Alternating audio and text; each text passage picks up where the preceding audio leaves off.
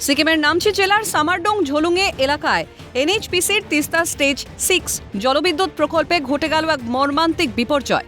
সোমবার দুপুর 3টা নাগাদ প্রকল্পের নির্মীয়মান ADIT-3 সুড়ঙ্গে আকস্মিক ভূমিধস ও সুড়ঙ্গের অভ্যন্তরে সম্ভাব্য মিথেন গ্যাসের বিস্ফোরণ এবং বিষাক্ত গ্যাস লিকের কারণে বন্ধ হয়ে যায় প্রবেশপথ।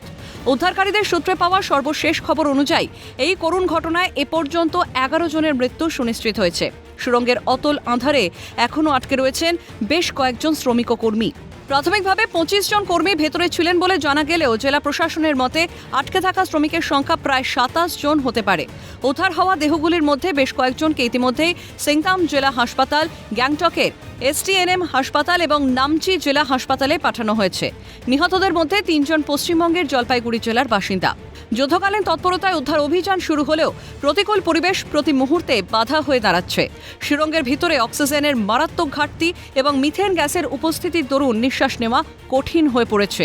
উদ্ধারকারী দল প্রবেশ করতে গিয়ে অসুস্থ হয়ে পড়ছেন। ধসের কারণে সুড়ঙ্গের ভেতর আলো প্রায় নেই এবং সুড়ঙ্গের সংকীর্ণ এবং ঝুঁকি পথ পেরিয়ে ভারী যন্ত্রপাতি নিয়ে যাওয়ার মতো পথ অবরুদ্ধ। এই প্রতিকূল পরিস্থিতির মধ্যেও নামচি জেলা প্রশাসনের নেতৃত্বে NDRF, STRF, সিকিম পুলিশ, দমকল, স্বাস্থ্য দপ্তর এবং অন্যান্য সংশ্লিষ্ট সংস্থা যৌথভাবে যুদ্ধকালীন তৎপরতায় উদ্ধার অভিযান চালিয়ে যাচ্ছে। পরিস্থিতির ওপর 24 ঘন্টা নজর রাখছে Sikkim state disaster management authority. পশ্চিমবঙ্গের মুখ্যমন্ত্রী শুভেন্দু অধিকারী এক স্যান্ডেলে পোস্ট করে এই মর্মান্তিক ঘটনার শোক প্রকাশ করেন।